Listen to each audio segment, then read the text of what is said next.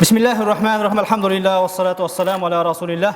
Mehrimdүү, ырайымдуу Аллах Тааланын аты менен баштап жараткан Аллах Таалага мактоолор, пайгамбарыбызга салам салаваттар айтып, урматтуу мусулман бир туугандар, урматтуу аталар, адаттагыдай жума сабагы, жума баяны. Кудайым буйрса, бүгүнкү биздин жума баянында, жума сабагында ислам дининин ортолукту карманган дин экендиги, ислам дининин аябай бир жеңил дин экендиги, ислам дининин аша чабуудан, экстремисттик, террористтик, радикалдашуудан оолак экендигине, эгер бир мусулмандын образын, мусулмандын келбетин элестете турган болсок, бүгүнкү күндөгүдөй жардырган, аттырган, зордуктаган, өлтүргөн, жанакындай ОПГнын мүчөсү кармалды десе дагы, зордуктаган деген кармалды десе дагы, мусулмандын образын чагылдырган бир сакалы бар, башкасы бар, жоолугу бар, паранжасы бар, бирөөдү элестетпестен, мусулман деген ким дегенде, мусулман бул пайгамбар саллаллаху алейхи ва саллям өзүнүн куттуу хадисинде баса белгилеп айткандай, ал-муслиму ман салима ал-муслимуна мин лисаниhi ва ядиhi, тилинен, колунан адамдар зыянга учурабаган, адамдар жапа чекпеген, адамдар кыйынчылык көрбөгөн, мына ушундай бир сылык болгон, сыпайы болгон, жөнөкөй болгон адамдар аны көргөндө бир көзү кубанган инсан экендигини бир эмне элестете турганчалык деңгээлде. Аша чабуу дегенде албетте бирөөгө зыян берүү болсун, коркутуу болсун, үркүтүү болсун, бирдемесин алып коюу болсун, чыккынчылык кылуу болсун. Ал эми аша чабуу бул кээде мечитке келип намаз окууда болот. Кээде мына ошол жүрүм турумда болот. Мен намазга бекемин деп намазга аябай берилип кетип, тирилиги калып кетип, ибадаттан, намаздан аша чапкандар бар. Мен мындан ары жоолук менен жүрөм, паранжа менен жүрөм деп кийим кечеде аша чапкандар бар. Мен мындан ары мусулман болуп жүрөм деп салласы башынан түшпөстөн сакалды коюп алып, ал сакал таралбастан, жуулбастан, тазаланбастан бир жиркеничтүү адамдын образын көрсөтүп, 100 жыл мурдагы чапаны менен, башкасы менен кирдеген абалда жүргөн, кийимден аша чапкан мусулмандар бар. Бирок пайгамбар саллаллаху алейхи ва саллям алып келген, Аллах Таала буйруган, Аллах Таала ыраазы болуп, толук кылып берген ислам жана ал исламдагы өзүн исламдын атуулумун деп эсептеген мусулмандан бул нерселер оолак экендиги, жат экендигин бүгүн мен сиздерге бир аз бир мына ошол ислам дини бул эки дүйнөнүн бактылуулугун камтыган. Кээ бирөөлөрүн жана сал мурдаракта айтылып калат эле, паланчанын баласы эскичеде окуйт экен деп, молдолукта окуйт экен дегенди эскичеде окуйт экен деп айтат эле.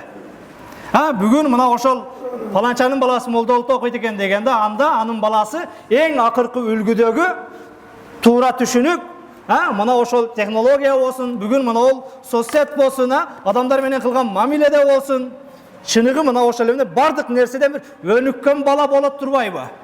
Демек ал бала мына ошол адамгерчилик, тууган урук мамилени, колу кошуна менен мамилени, сылыктыкты, жумшактыкты бир эң ордуна кое турган чыныгы пайгамбардын мураскору тарбияланып атыптыр да.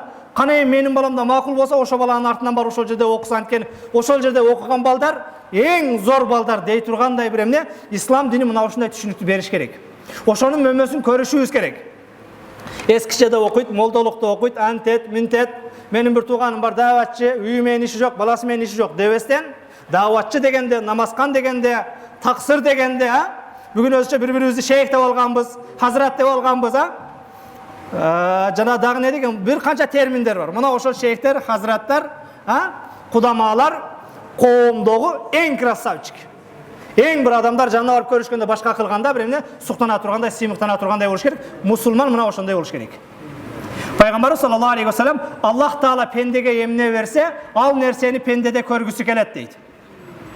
Hazreti İmam Abu Hanifa şagirdlerinin birine, bu İmam Abu Hanifa mına ошол эң алгачкылардан болуп, жанакы окул астындагы шагирттерине, студенттерине, окуучуларына жанакы стипендияны баштаган инсан, баштаган мугалим. Жана биринчи мугалим деп биз ошондой айтып турбайбызбы?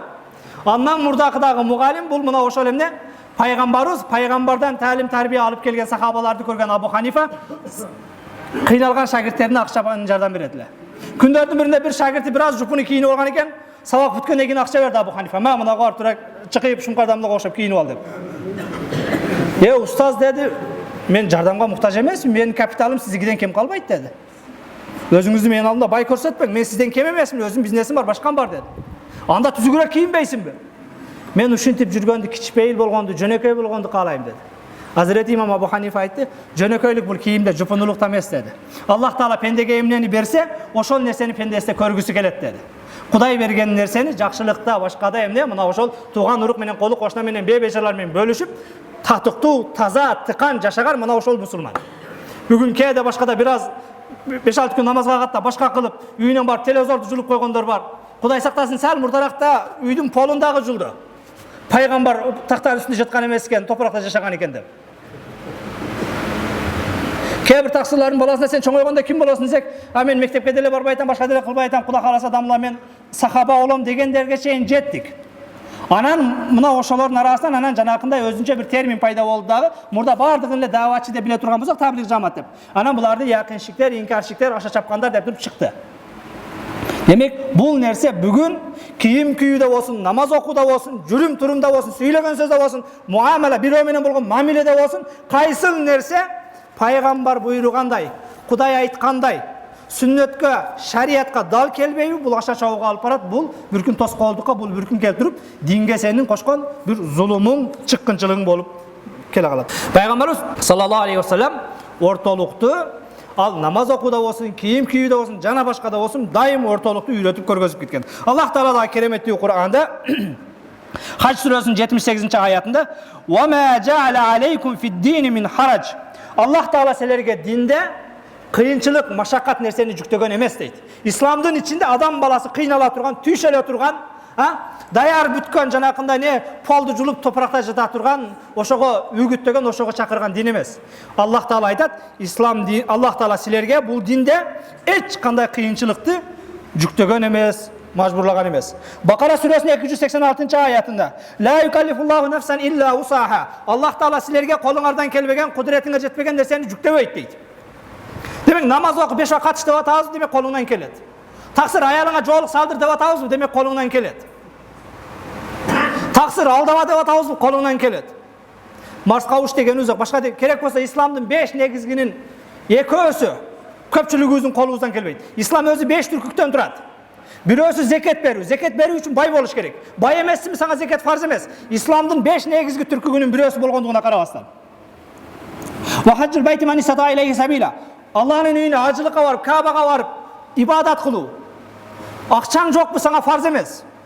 Kaçan akçan var? Bolgosam İslam'dın 5 negizgi türkügünün birөөsü. La yukallifullahu nefsen illa usaha. Allah Taala sizlerge kudretine jetpegen, kolunlardan kelbegen nerseni жүктөбөйт. Yuridullahu bikumul yusra ve la yuridu bikumul usra. Bakara suresi 185. ayet. Allah Taala sizlerge jеңилдикти kaalayт. Problema, kaygı, kıyınçılık, oğurçuluktu kalabaydı. Kuday kaysını sen buyurup atkan bolsa, oşol sana jеңил, oşol sana baktırılık alıp kelet, oşol jaşooңa bereke alıp kelet, oşol seni oңdayt, oşol seni haramdan tosat.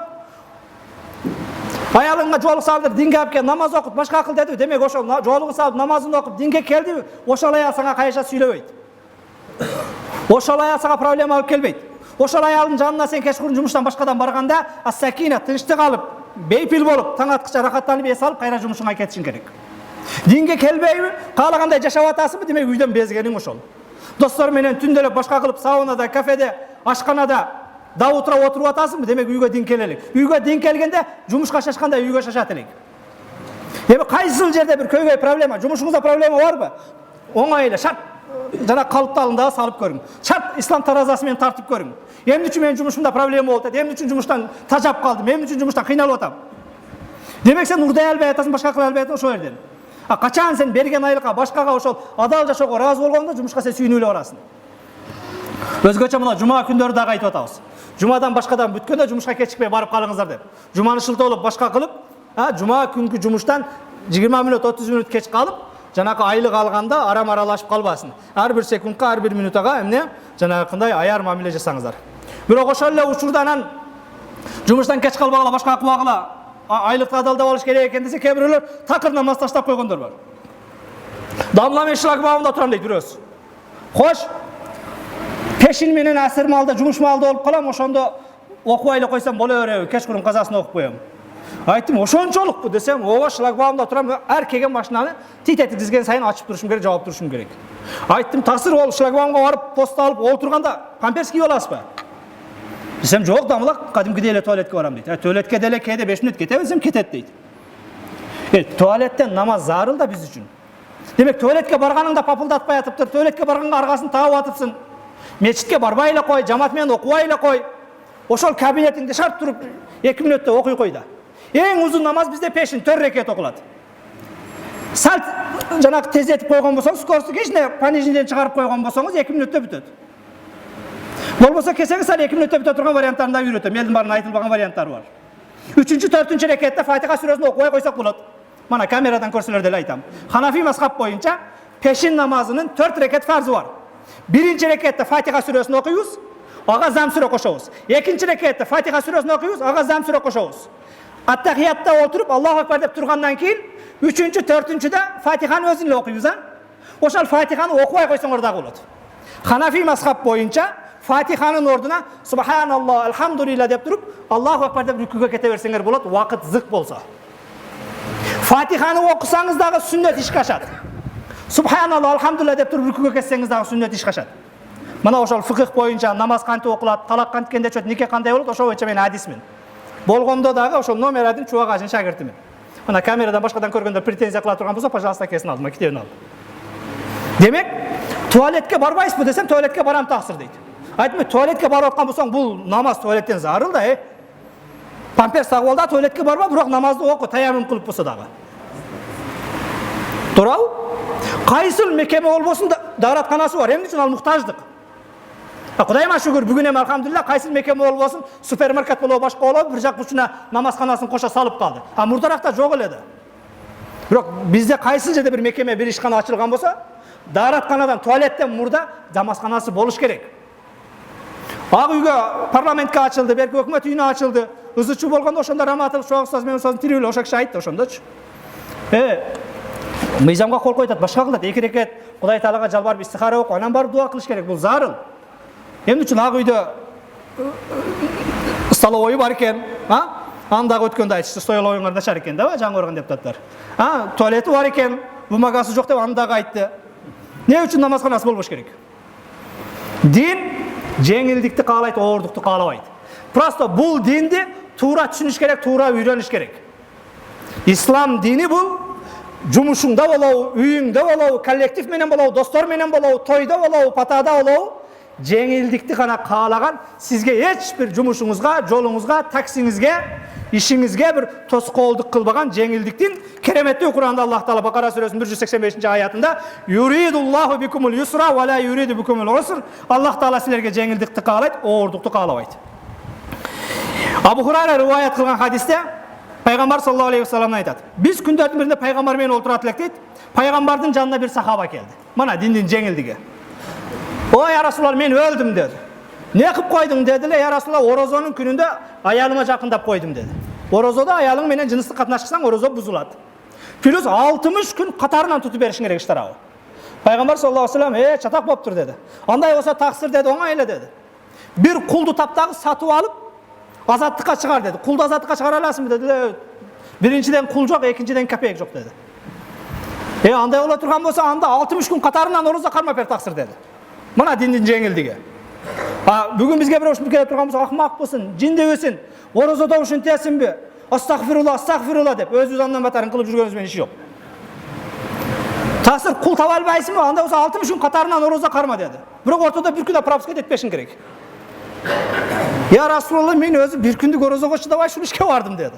Сиз бул 60 күндө айтып атасыз деди. Таксыр алда колдон келбейби деди. Андай боло турган болсо деди, 60 адамды деди бир жерге чайга чакырда, бир кафеде чай берип кой деди. Олигархка, Ханордого бир жерге чакыр деди. Семейниге апарасыңбы деди. Атабек, Исламбек жакына бизде. Я Расулалла, колдон келбейт деди. 60 адам тойгозуш, ого деди. Пайгамбар анда туруп таксы деди, сыртка чыгып кетти да, бир аздан кийин баштыкчага пакетке бир аз курма салып келди. Ол колунан келбеди, бул колунан келди. Мынаны алдагы деди, алып чыктагы деди. Кедей кембагалдарга таркатып кой, ушул жанак сенин штрафыңды жаап кетсин таксыр деди. Деди, я Расулалла, бул Мадинада менен кедей жок болсо керек деди. Пайгамбарыбыз каткырып күлдү дагы, мына сиздер күлгөн сыяктуу. Бар дагы бала чакаң менен жеп кой, ушул орозоңдун штрафыга жарасын деди. Жанак сага барды, үй бүлө бала чакасы менен жеп койду. Бирок Пайгамбар саллаллаху алейхи вассалам бул сага гана таандык деди. Анан бүгүн дагы Шуңкардан баягыда угуганбыз, билесиңер деп тур, эртең анан орозодо ошого пландап жүрбөгүлө. Hazreti Umar таң атқанға чейин орозонун күнүндө канча аял болсо бардыгын кыдырып чыгат экен. Күндүздүн күнү орозо кармаган учурда аялга, кызга оюм кетпесин деп. Ибадатка адам өзүн үчүн даярданыш керек. Жумадан үмүтүң болсо пайшамбы күнү даярат ал деген сөз ошол. Адам намазга, орозого киришкенде башка нерсеге ою кетпеш керек, өзүн ошого даярдаш керек. Жума бүгүн эстен чыгып калыптыр, давай деп туран шортик менен башка менен допуям жок, башка жок келе бербеш керек. Мечиттин башканын өзүнүн эмнеси, адеби, урматы, сыйы болуш керек. Ибадатка адам кадимкидей өзүн даярдап келиш керек. Я Расулалла, бул мына Мәдинанын ортосунда, бул ошо эки кара таштын ортосунда менен кедей адам жок дедилер. Анда бала чакаң менен жеп кой, мына ошол сенин немең ыштырап болот деди. Демек, бул нерсе бүгүн мына сиз экөөбүзгө да кээде намаздан суроо берип калат, башкадан суроо берип калат, Кээде сиз экөөбүз үчүн күлкүлүү, сиз экөөбүз үчүн жөнөкөй нерсе, ушуга да башын жетпейби дешибиз мүмкүн, бирок жаңы динге кирип аткан бир туугандарыбыздын башы жетпейт. Ошону шылдыңдап башка кылып, ушундай кылдыңбы деп басынтпастан, мына ошол сылыктык менен, жумшактык менен туура багыт берип койгон болсок, ислам дини бул жеңилдиктин, сүйүнчүлөй турган, кубандыра турган дин. Ислам дини бул жиркенте турган, коркута турган, үркүтө турган, качыра турган дин эмес. Пайгамбар саллаллаху алейхи вассалам сахабалар менен отурганда имам Бухарайр айтат, мечитке бир бедуин кирип келди дейт. Бедуин деп бул эми сал маданиятсызыраак адам, ошол тоодо мал менен жүргөн, жана ушу мал эле болуп калган мал менен жүрүп. Ушу эки фут эле бар адамга окшош. Чөлдө жүргөн таксыр келди дагы дейт, мечиттин ичине кирип бир бурчка өтүп заара кылды дейт. Сахабалар бардыгы чогулуп калды. Биздин намаз окуй турган жерибизге заара кылып салың деп. Пайгамбар саллаллаху алейхи вассалам жанагын караса, эмне маданияттан башкадан кабары жок, эми динге кирген. Бир теп чыгарып эле башка кылып атса, өмүр бою динден жиркенип башка. Пайгамбар жөн койгула деди. Бир тууганыңар заара кылган жерге бир челек суу куюп койгула, таза болуп калат деди. Жанагын жанына чакырды дагы, бул жер ибадат кылып турган, намаз окуй турган жер. Бул жерге мындай кам болбойт, бир тууган деп туруп, пешенесине сылап акырын чыгарып берди. Мына ошол дин, мына ошол адамгерчилик, мына ошол маданият. Бүгүн бизде бир болор болбос катары көрүп калган болсок, ушул оптун Facebook'ка кирип алып туруп, жанагы көрбөй кала тургандай бирибиздин артынан бирибиз жазып, бирибиздин артынан бирибиз поделиться кылып, бир жаңылган болсо, бир адашкан болсо, кече көлдө бирөөсү көлдүн жегиде заара кылып аткан экен, аны чыгарбаган адам калбады. Демек, заара кыла берсин, башка кыла берсин деген сөз эмес. Ошондой кемчилдиктерди бир аз маданияттуулук менен, адамгерчилик менен акырын жанына барып түшүндүрүп айтып, оңдоп түзөш чыныгы мусулмандын милдети экендигин эске алалы, урматтуу мусулмандар. Динде эч кандай кыйынчылык жок. Намазды туруп окуу. Туруп окуй албайсыңбы? Отуруп окуу. Отуруп окуй албайсыңбы? Жатып капталыңдан окуу. Пайгамбар саллаллаху алейхи вассалам мунун бардыгын айтып деп бизге үйрөтүп кеткен сахих хадистер. Абу Хурайра риваят кылган хадисте пайгамбар саллаллаху алейхи вассалам айтат: эки баласына таянып алып, эки баласынын ортосуна минип алып, асылып бараткан аксакалды көрдү. Не болду деди. Дедилер, бу атабыз деди, касам ичип койгон деди. Şu жерге путум тийбестен көтөрүлүп, Кабаны барып таваф кылам деп деди, Аллах Тааланын астында ант ичип койгон деди. Ушул назир кылып койгон, ант ичип койгон жакшы эмес туугандар. Ушуну эске алыңыздар. Кээде бирөө бир бизнести баштайт. Кудай кааласа ушул ишим жүрүп кеткен болсо, моундай кылам дейт. Анча-мынча мага деле эместер келет. Дамла дуа кылып, иш жүрүп кеткен болсо мештин бир муктаждыгын бүтүрүп берем депчи. Ал ишиң жүрүшкөн малда кыла албай калышы мүмкүн, ушинтип сөз берген жакшы эмес. İçinizde ele niyet kılıp koyun. Bolmasam günökör olup kalasın ki bayağı alayım maksatlıkka jetken cemaldaç. Sen hemen Bişkek'e jetip olsam anday kılam dediniz, bunday kılam dediniz. Oşol nerseler jakşı emez. Bu aksakaldağı ne deptir? Jerim putum jerге тийбестен Кабага барып таваф кылам деген экен, эки бала атам ант ичип койгон деди. Пайгамбар саллаллаху алейхи вассалам бул дин жеңил дин деди. Аксакал эч нерсе болбойт деди. Улоо менен барыңыздагы ибадатыңызды, тавафыңызды кылып келди, улоого мингизип койду. Анткени Аллах Таала жеңилдикти каалайт, оордукту каалабайт. Бул дин аябай мына ушундай бир жеңил дин деди. Пайгамбар саллаллаху алейхи вассалам сахабалар менен олтурган учурда бир сахаба тика туруп, өзүнчө көлөкөгө эмес, күн бар жерге туруп алды. Пайгамбар анага не болгон деди. Бул таксир неге турат дедилер. Беркилер я Расулалла, бул сахаба деди. Тынбай орозо кармап, көлөкөгө олтурбастан күндө туруп, adamlar менен сүйлөбөйм деп касам ичип койгон деди. Пайгамбар саллаллаху алейхи вассалам барып айткыла деди. Не? Сүйлөй берсин, көлөкөдө отура берсин, бирок орозосун уланта берсин, мончо сөз берип койгон болсо орозосун бүтүрүп койсун деди. Бирок азыр айткыла көлөкөгө кирсин дагы, адамдар менен сүйлөшө берсин. Сүйлөбөймүн, көлөкөгө отурбаймын деп касам ичип койгон экен. Демек, ошол нерсе жакшы эмес, ошол нерсени эске алыңыздар дагы, колдон келбеген нерсени аша чаап, эмне жанагындай сөз бербеш керек, бирок ислам дини кээде сөз берип алсаң дагы кечирген, жеңилдеткен, жеңилдик түзгөн, эч бир жанакындай эмнеге кайгы капага, уруш талашка, үй бүлөнүн бузулушуна башкага алып бара турган ислам дининде эч кандай андай эреже жок. Ислам дини жараштырганга, бириктиргенге, кечиргенге, сылык болгонго, жумшак болгонго үндөгөн, мына ошого шарт түзгөн жеңил дин. Сөзүмдүн башында айттым, намазда аша чапкандар бар деп. Пайгамбар саллаллаху алейхи ва саллям мешитке кирди эле, узун аркан тартып коюптур. Мали хазал хабл. Бу не болгон жип деди. Я Расулалла, бу кызыңыз Зайнаптики деди. Зайнап муну не кылат деди. Я Расулалла, Зайнап таң аткыча тахажжуд окуйт, баягы уйкусу келип чарчап кеткенде ошол жипке асылып алып, таң аткыча намаз окуйт деди. Ол кызыңыз жүдө таква го, сиздин кызыңыз деди. Пайгамбар саллаллаху алейхи ва саллям жипти чечип ыргыткыла дагы, Зайнапка айткыла, силердин бирөөңөр намаз окуй турган болсо, ойгоо, сергек, берилген абалда намаз окусун деди. Ал өлүм санкы болуп, жипке асылып алып, уйкусурап өзүн кыйнап, таң аткыча ойгоо турбасын деди. Ал нерсе Аллах Таала аша чабуу менен кылынган, чектен чыгып аткарылган ибадаттарды кабыл кылбайт деди. Жана аксакалга дагы айтты. Улоого миниңиз аксакал деди. Аллах Таала азап менен, кыйынчылык менен аткарган ибадатыңызды кабыл кылбайт деди. Андан көрө төөгө минип алың да төө менен барып таваф кылың, ошонуңуз жеңилирээк, оңоюраак кабыл болот деди. Сахабалар кыяматка чейин бизге бүгүнкү күндө биздин коомдо болуп аткан фанатизм, экстремизм, терроризм, ушул нерселердин бардыгында бизге үлгү болуп кеткен. Ибадатта аша чабууда мына ошол Жухфа деген разияллаху анху айтат, Пайгамбар саллаллаху алейхи ва саллям сахабалардан Салман менен Абу Дарданы бир тууган кылган. Макка менен Мадинага келгендерди бириктирип, мусулманга бир тууган кылган. Мына ошондо Салман өзүнүн бир тууганы болгон Абу Дарданын үйүнө барып такылдатты эле, Абу Дарданын аялы чыкты дейт. Абу Дарданын аялы аябай жупуну жанакындай эмне эптемей бир эски кийимдерди кийип алыптыр дейт. Ана Салман разияллаху анху, Абу Дарда, Умму Дарда не болду? Эмне жупуну кийинип алгансың деди эле. Бир тууганыңыз, акаңызды билесиз го деди. Досуңузду билесиз го деди. Дүйнө менен иши болбой калды деди. Бул бизге кийим кече, тамак аш каралбай калдык деди. Бүгүн барбы мындайлар? Үй бүлөсүн таштап кеткендер? Бар. Жөн эле кете бербестен бала чака менен саап ичип отурган уйду сатып, аны чонтойго салып, анан ушул уйду биз ичип турат элек десе, астагфирулла, мына жай намаз турганда уйга таянба деп жай намазды ыргытат экен. О жеңегечи Кудайдан сурап ал деп. Жеңең да баш иштебейт. Акчаны бер да жай намазды өзүң алып ала бер, сага түз берет экен. Биз пока кажет элекпиз. Жай намазды сен сабай алып кет, каалаган жеринен сурап ала бер. Биз пока сыйырды эле ичип туралы десе болот.